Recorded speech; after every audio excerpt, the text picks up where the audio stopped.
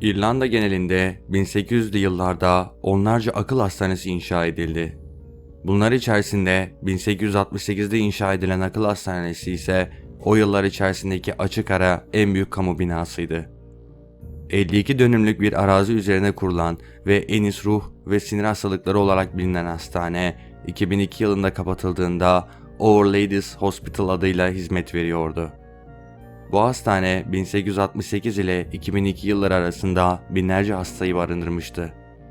Ancak son 20 yıldır kapalı olan hastanede oldukça ilginç olaylar dönüyor gibiydi. Terk edilmiş hastaneyi İrlanda Paranormal Olaylar Soruşturma ekibi de ziyaret etti ve cehennem görüntüsü adını verdikleri bir görüntü yakaladıklarını iddia ettiler. Ben Berkay Atlas. Yeni bir paranormal hikaye başlıyor.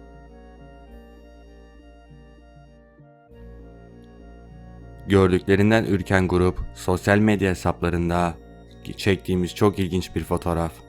Hastaneyi bilen çoğu insan aynı şeyi söyleyecektir. İnsana kendini rahatsız hissettiren çok karanlık ve ürkütücü bir bina. Dürüst olmak gerekirse burada kalan insanlar da kasvetli binaya sırf ailelerinin akıllarından ve gözlerinden uzak olsunlar diye kabul edilirdi. Aile mirası ve ilişkilerle ilgili sorunlar burada kolayca sona erebilirdi ifadelerini kullandı. Peki bu akıl hastanesinde ne yaşanmıştı? 1950'lere kadar ruh ve sinir hastalıkları hastanesindeki koşullar oldukça acımasızdı. Öyle ki binadaki koşullar en hafif tabirle acımasız olarak nitelendiriliyordu. Hastanede elektroşok tedavisinin yanı sıra ilaç denemeleri de yapılmaktaydı.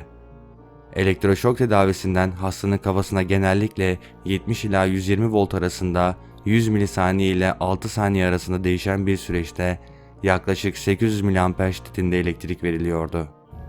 Bu akıl hastalıklarının tedavisinde uygulanabilen beyinden elektrik akımı geçirerek suni epileptik nöbeti ortaya çıkarılmasına dayanan bir psikiyatri tedavi yöntemiydi. Hatta bir hemşire bu yöntemi cehennemin farklı bir versiyonu olarak da tanımlıyordu.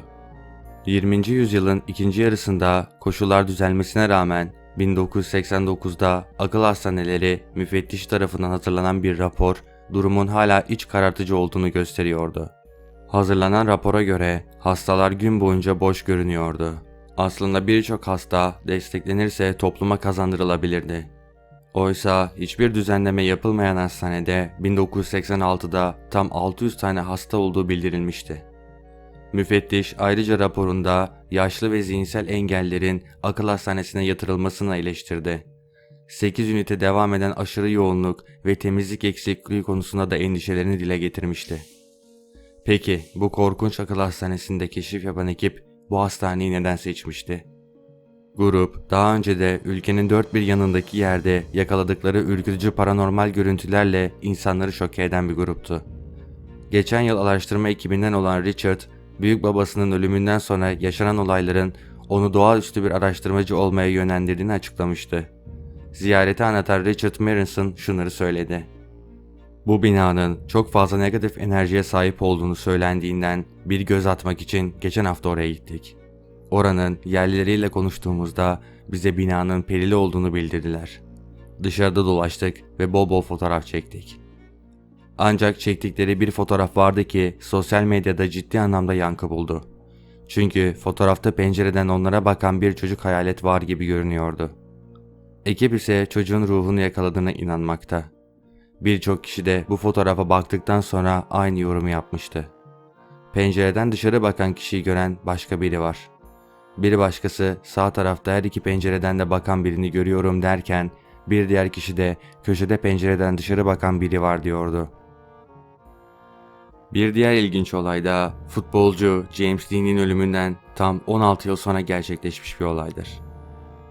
James Dean olarak anılan efsane futbolcu George Best ölümünden 16 yıl sonra bambaşka bir şekilde gündeme geldi. Yıldız futbolcunun 16 yıl önceki ölümünden bu yana eski karısı Alex, Surrey'deki evinde açıklanamayan olaylar yaşandığını söylemekte. Alex'in anlattığına göre ortadan kaybolan nesneler birkaç ay sonra bir anda odanın yeniden ortasında çıkıyor. Yerinden kıpırdaması bile mümkün olmayan ağır mobilyalar hareket ediyor. Işıklar kendiliğinden açılıp kapanıyor ve televizyon insan müdahalesi olmadan aniden açılıyor. 200 yıllık evimizi ziyarete gelen ruhların olduğuna ikna oldum diyen Alex ve şimdi George da onlardan biri olabilir sözleriyle eski kocasının da onu ziyaret ettiğini düşündüğünü anlattı. 3 Aralık 2005'te 59 yaşındayken hayatını kaybeden efsane golcü Best ile ilgili ilk ürkütücü deneyimini gömülmesinden hemen sonra yaşadığını da paylaştı.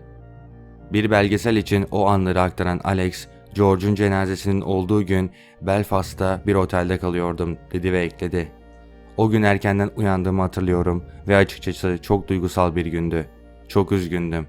Tam otel odasının kapısından çıkarken duş ani bir patlamayla açıldı kendi kendine.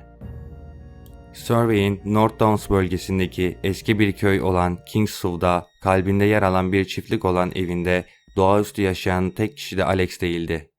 Alex, ebeveynlerinin, arkadaşlarının ve kız kardeşlerinin de paranormal olaylara tanık olduğunu söylemekte.